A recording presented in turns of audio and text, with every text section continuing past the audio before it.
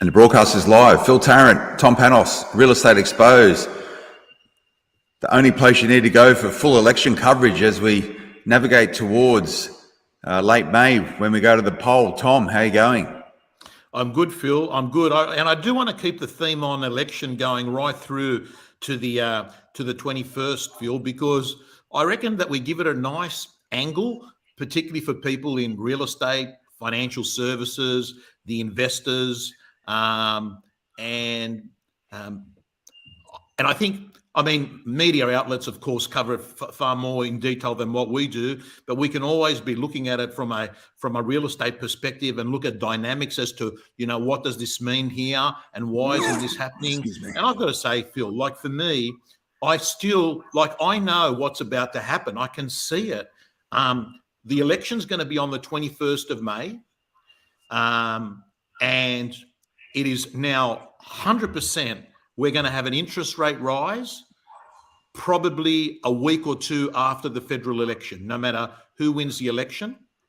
Then we're going to have all these people that have decided to actually not put their properties on the market because of the federal election. Then they're going to put their property on the market when there's all these headlines. First time interest rates have gone up in 12 years, right? And I just think to myself, if you're a seller, I'd sell now. I'd sell right now. I would not be waiting to have your home on the market after a federal election with headlines. First time we've had interest rate rises since 2010. Buyers are going to use that as leverage. Buyers are going to be thinking, this is the beginning of lots of interest rate rises. But Phil, the irony of it all is human beings always act like fear and greed are drivers that normally overtake logical, practical decisions. Like I can't get over how many times now I'm at an auction and I've had a bidder who's got no competition. They can buy a property with no competition and they freeze and they say, but there's no one else here. And then I'll look at the bidder and I'll say, man, you were bidding on Shortcoat Road 4 months ago and you nearly bought it for 300 more than this, and there was 10 other people and you were bidding crazily. You entered a frenzy and you're hitting now, you can buy it at a discounted rate and you're saying no one else here. It doesn't, it defies logic, Phil. Yeah, it's funny. And I'll put that into a sport analogy, surfing. You rock up at a break and there's no one else in the water and you go, why is no one else in the water? It looks pretty good. But what happens is that one person will paddle out and then everyone will be on that same break because someone's made that same move. So the same thing you're talking about there, Tom, in real estate, going, why am I here all by myself? Something must be wrong. Maybe there's something everyone else knows that I don't know. And it just puts that element of doubt into you. And that's the market we're moving in. We spoke about this last week, Tom, where we said that this election will be the inflection point for changing the real estate market seismically moving forward. And whether or not it really will do it, it's got to be from a perception point of view, because rates are going to start going up, property is getting softer, the environment is changing. So this will be the point, my view. And as a property investor, get out there right now and there's some good bargains out there. If you've got a pre-approval and you're ready to buy, there's a lot less competition out there as we run up to the election. To your point there, Tom, you're going to be getting stuff potentially at a discount at what it was sort of 6 months ago. So the best time to buy real estate is when you're able to buy real estate. So don't let the election cloud your vision. Now, Phil, on elections, we both didn't watch the debate, but we've read up about the debate.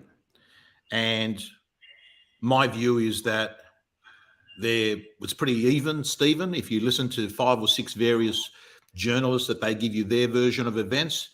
And it was a classic case of success for Albanese would be not to blunder, and he didn't appear to blunder.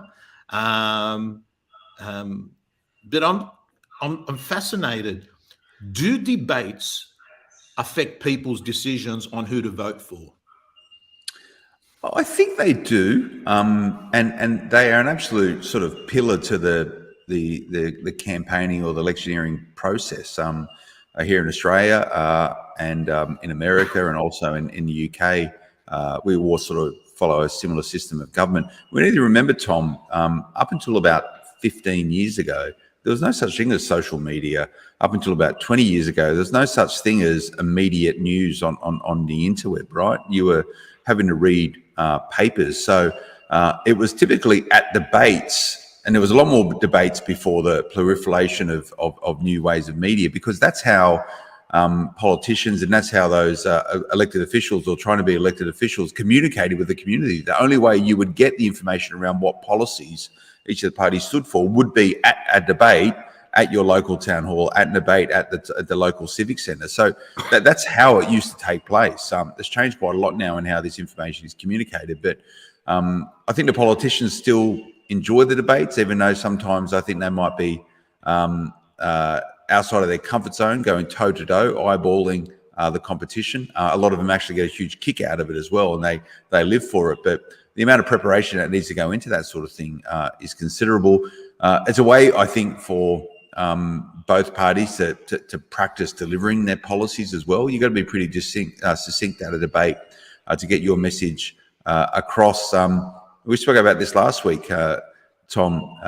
Real estate is a very competitive game. You essentially, in that same framework, every single day you go to the office because you've got the competition right next door to you in the shop front, right next door to you. You're competing every single day. So real estate agents are perpetually in a debate, right, to secure the right listings or get the right vendors or make sure they're selling property correctly. So I think debates are relevant, and from that information is sort of curated and circulated. We've both done our sort of post-debate reading around it. I've watched some snippets around it as well. I quite enjoy them. They're quite good fun. I like seeing how people react and respond through a structured argument. And essentially, that's what a debate is. And I'd be encouraging, if anyone with kids, I'd be encouraging to go and be part of the debating club.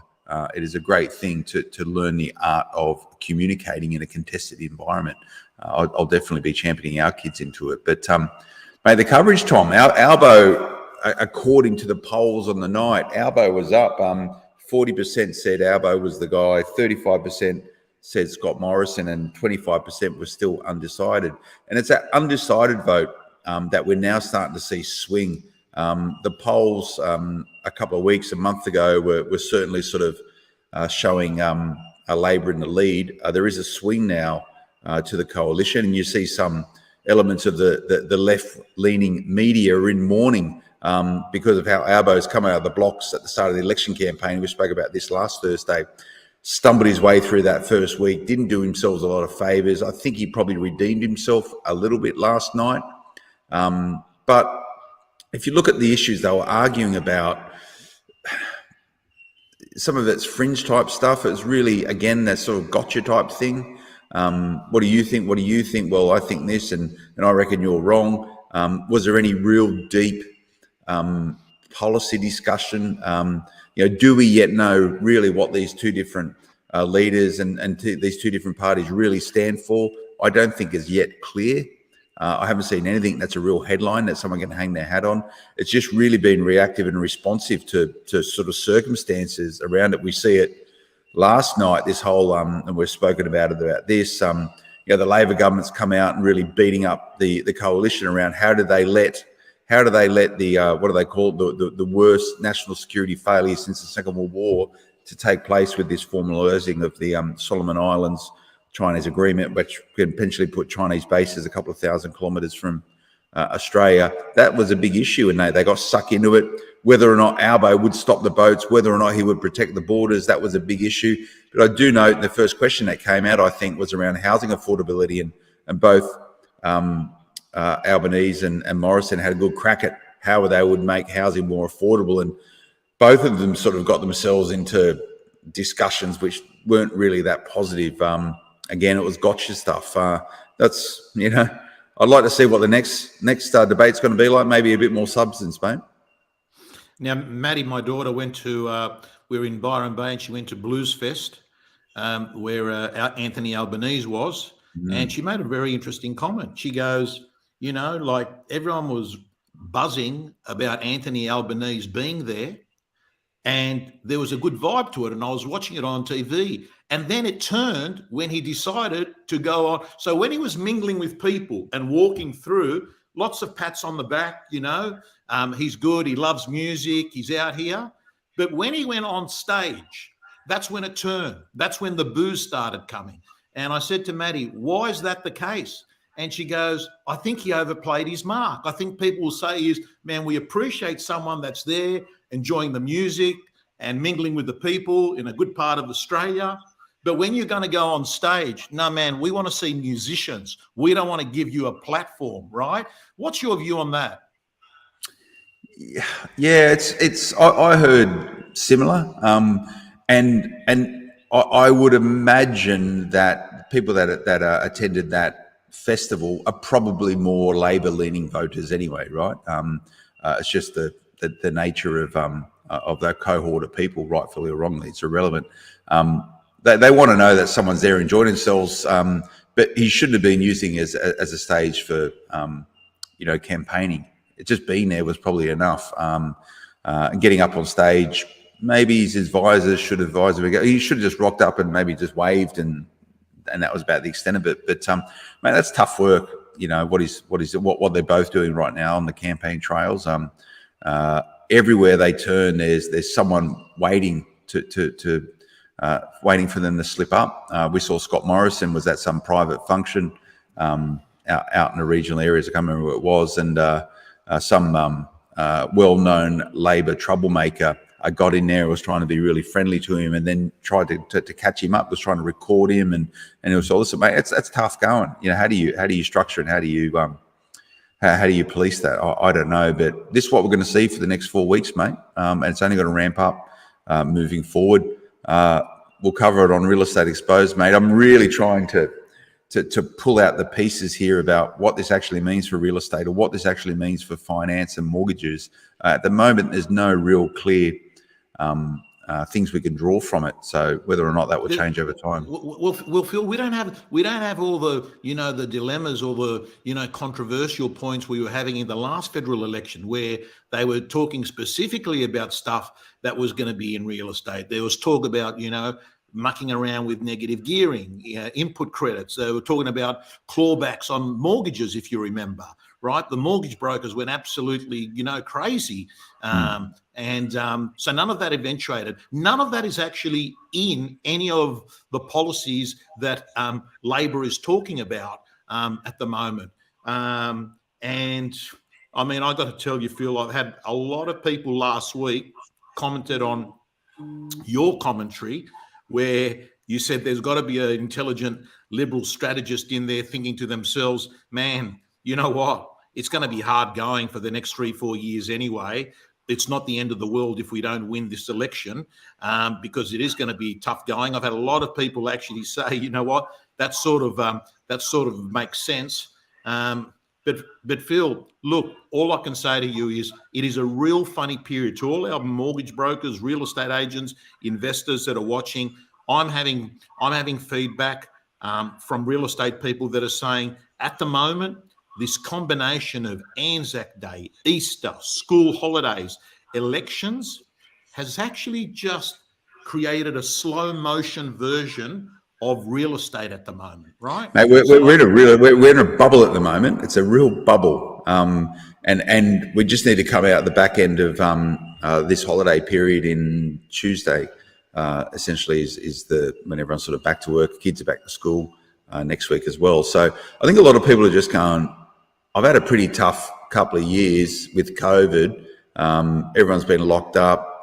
You know what? I just don't want to have to think about serious stuff at the moment. I just want to relax a bit, and this is the narrative I'm hearing from a lot of people, as in, people are using this as a bit of a circuit breaker to reposition themselves back from, and maybe in hindsight, when we look back at this period of time, this will be when the trigger to things going back to sort of some level of normal. We see effective tomorrow, Tom, I think 6 p.m. in Sydney, and I think it's about 11:59 p.m.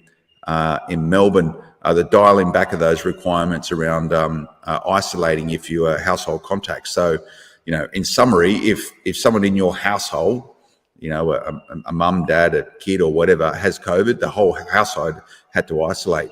From those times tomorrow, no one needs to isolate anymore. Only the person with COVID, as long as you're not showing symptoms. And there's some requirements around it, like if you are out and about, if you have someone in your house with COVID, you're still out and about, but you got to wear masks indoor and all that sort of stuff.